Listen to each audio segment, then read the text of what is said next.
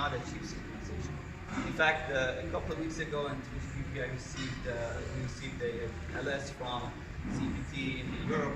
They were looking at how the coexistence between TV systems which are synchronized or semi-synchronized can be enabled with the 3GPP feature. At this point, there is no solution for non-synchronized or semi-synchronized TV systems that needs to be further developed.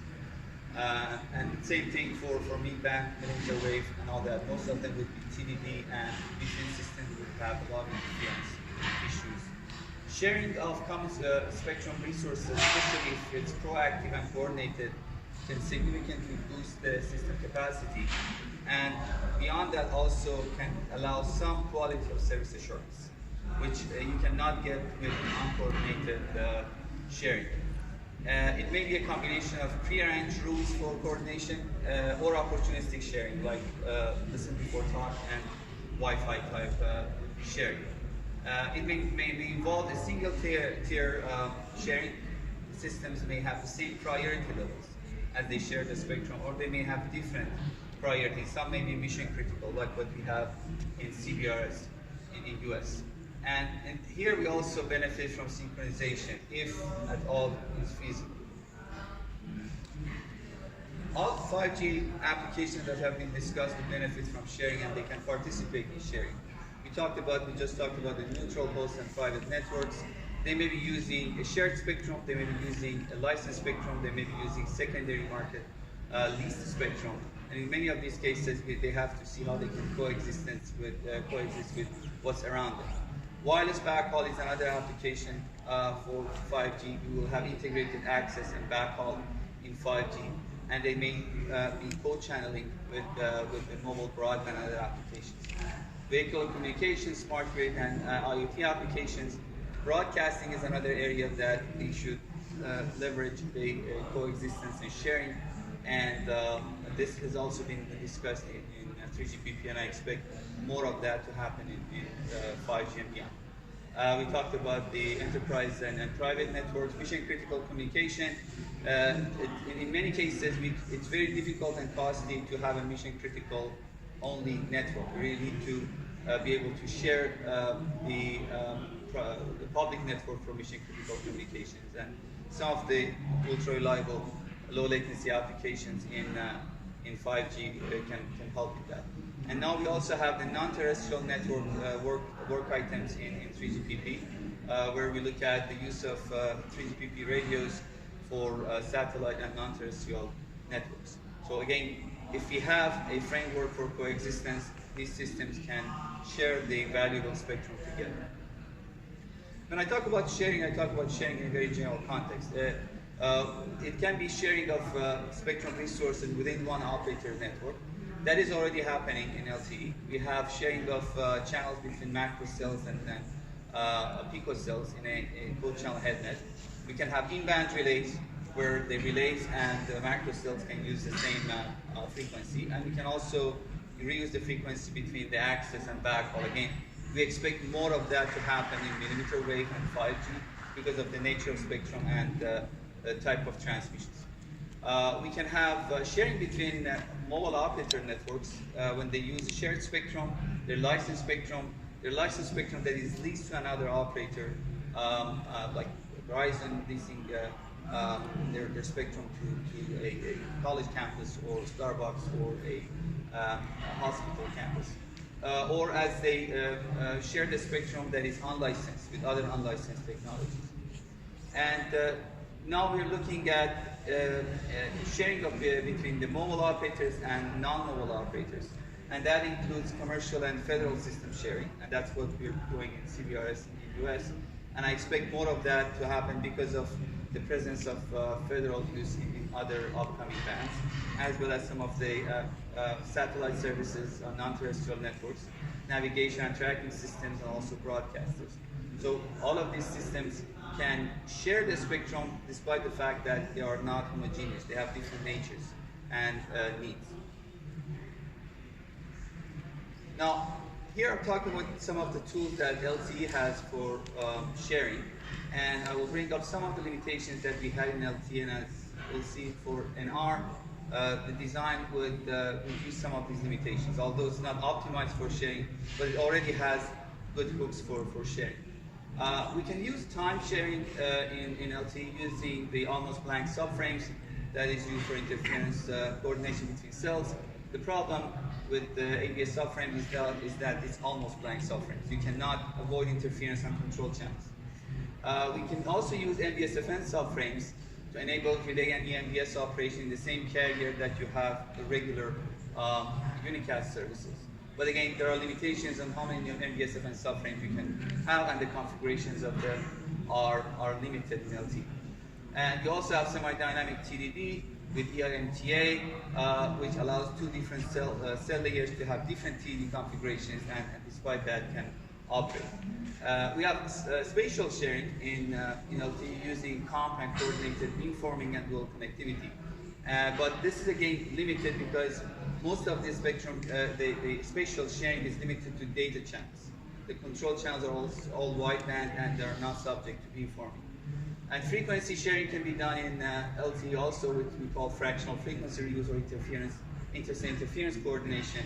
But this tool can only be used for homogeneous cells. It doesn't help with overlapping coverage.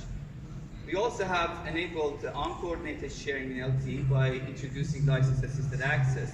We started in release 13 by defining downlink only LAA, and we mimic the properties and behavior of Wi-Fi, like listened before talk, maximum channel occupancy time, and other requirements to be able to coexist with other unlicensed technologies. In release 14, we expanded on that by introducing the uplink license-assisted access, so it becomes a two-way carrier aggregation between licensed and unlicensed. And there is further enhanced LAA in release 15, which is being completed to be finished this week in 3GPP plenary, where we have the autonomous uplink and we have more flexible start time, which enables more aggressive use of unlicensed spectrum. So we do have a pretty set of decent tools in LTE, but some of them come with some limitations. 5G expand on these in several means. In time sharing, we have more dynamic TDD in NR. We can have at slot level and mini slot level allocation of downlink and uplink. We have very short time to transmit intervals. The start times can be quite flexible, and we also have self-contained subframes. So there is no periodic ongoing transmission of any reference signals or control channels that its absence would cause any confusion. And we also have spatial sharing. Here we use extensive use of beamforming, spatial multiplexing, and multi-transmit receive points or COM. I was expanding on each of those. As many of you know, the frame structure in NR allows transmissions at the slot level, and the slot durations and numerologies are very flexible. We can have self-contained subframes, meaning that you can downlink and uplink transmission can happen, and downlink transmissions and uplink feedback, or uplink transmissions and downlink allocations can happen in the same subframe. We have the notion of mini slots and flexible start times that enables ultra low latency applications, and at the same time can help with coexistence. If you have timing issues with other systems, you can benefit from flexibility of these start times. And both uplink and downlink are asynchronous, and we've removed most of the fixed timing aspects of LTE, and many of them are now configurable and much faster than LTE. So in that context, we can use sharing in the time domain and slice, basically put two systems, two or more systems at different time slots, and they can operate concurrently. NR allows configuration of reserved resources in uplink and downlink. This is something that we could not do in LTE.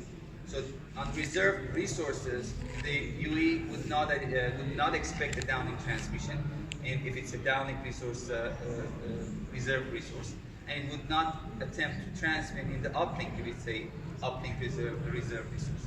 So that means that if that reserved resource is used by another system which you're trying to share the spectrum with, you would not cause interoperability issues or any technical problem.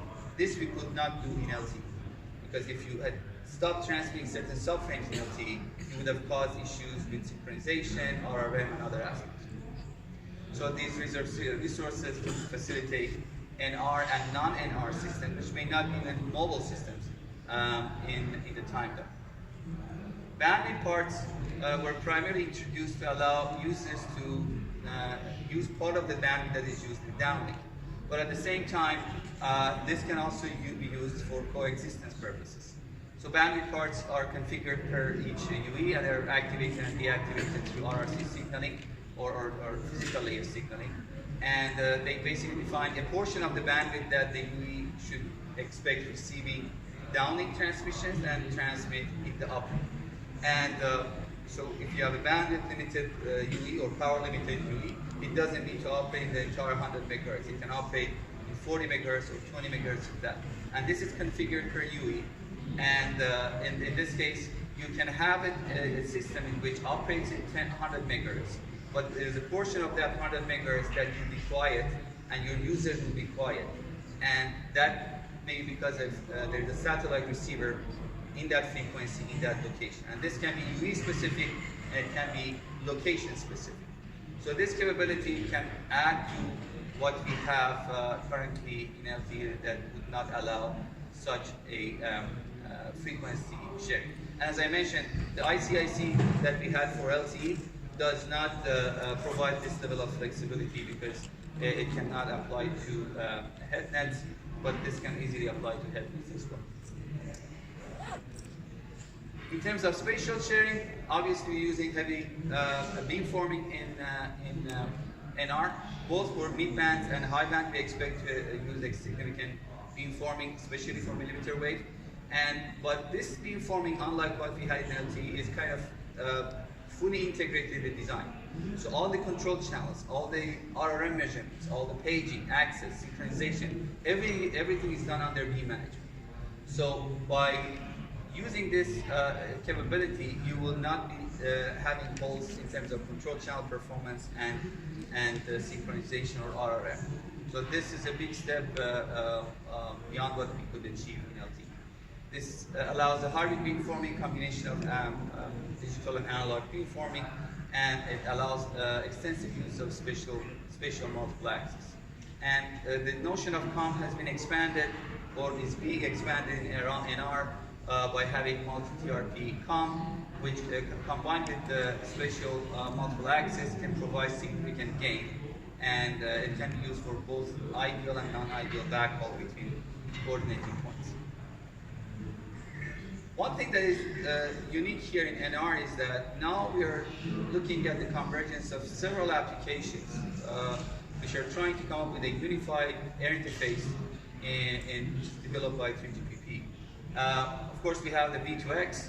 We have the non-terrestrial access is the study item, which is expected to be a work item in 2016, where you can use an LTE or an NR-based frame structure and air interface to facilitate communications with satellites and other non-terrestrial nodes. So the fact that they can use the same air interface technology, the same frame structure, would facilitate coexistence with the mobile network. This is something that we could not do before. And having the same frame structure and timing would allow such coexistence. Same thing with the backhaul. If the backhaul and access are using the same technology, especially if they're synchronized, there's more that you can reuse and share. IoT is another application. As you know, NB-IoT can coexist with LTE in the same band or the guard band, and that would carry on in LTE, in NR and beyond. So all of these technologies that are using kind of diverse air interfaces, having the same air interface design allowed them to really more aggressively use time, frequency, and spatial resources together with LTE, with NR. Yeah, definitely. Some final thoughts on what else can be done. Of course, all of these designs of NR were made without sharing considerations in mind. but they're a byproduct of what they did for other applications. But I think there is room for further optimizations for sharing. Centralized coordination may be essential in some cases, especially if you have a critical, mission-critical application like maybe radars and others. There may be room for centralized decision-making. That's what we do in CBRS band in the US, where both sensing-based and notification-based preemption is used, such that the spectrum becomes available for incumbent in a more guaranteed way. But this may also be used for non-commercial but high priority tiers. In some cases, it may not even be regulated if enabled through business relationships. So you can have a relationship between two tiers of users, which based on their agreements, one has higher priority than others. But some of the tools that we've developed in CBRS band can easily expand into other applications for which regulation may not be the driver for sharing, but business benefits will drive. Uncoordinated sharing is needed and will benefit from NR design, and we expect to see both extra challenges and a lot more opportunities with beamforming that we enable in mid-band and high bands for NR. That can enable significant amount of sharing just because of the fact that you're transmitting directionally and you're receiving directionally. You can coexist with others because in a way you're spectrally polite. From RF perspective, you're polite because you're not causing interference in all directions. Both coordinated and uncoordinated sharing coexistence can benefit from sensing, measurement, and what's the hype today, machine learning. I think that's an area that we can further study and use the sensing of what's happening in the surrounding and enable more sharing. But studies have to be made about where the measurements should be made, where the decisions should be made, and where the actions should be made across different nodes in the network. For example, UEs can provide measurements, and they send them to the RAN, to the self-organizing networks, and even if it's a between operator to something like spectrum access system, and those measurements can learn the patterns of use of spectrum and resources in the area and optimize it such that whatever its light use can be shared more aggressively. So this is an area I think that can be an active area of research, maybe something that we can explore in 5G plus and 6G. Final remarks, spectrum sharing and coexistence should be a key focus of standardization and deployment and evolution of 5G systems. Existing NR design does have a useful set of tools to allow aggressive coexistence and sharing, but we can do better than that as we evolve. Coordination and when feasible and synchronization can boost the performance and provide some quality of service. That's a key that you cannot achieve with uncoordinated. Machine learning and AI can also play a role, but needs some feasibility study. This is not part of 3GPP yet. That may be something that comes up in later releases. And aggressive spectrum allocation for 5G and beyond may require new regulatory provisions leveraging what the new technologies can do today. So we constantly need to learn about what's feasible and push the envelope to more aggressive use because we cannot make more spectrum. Thank you.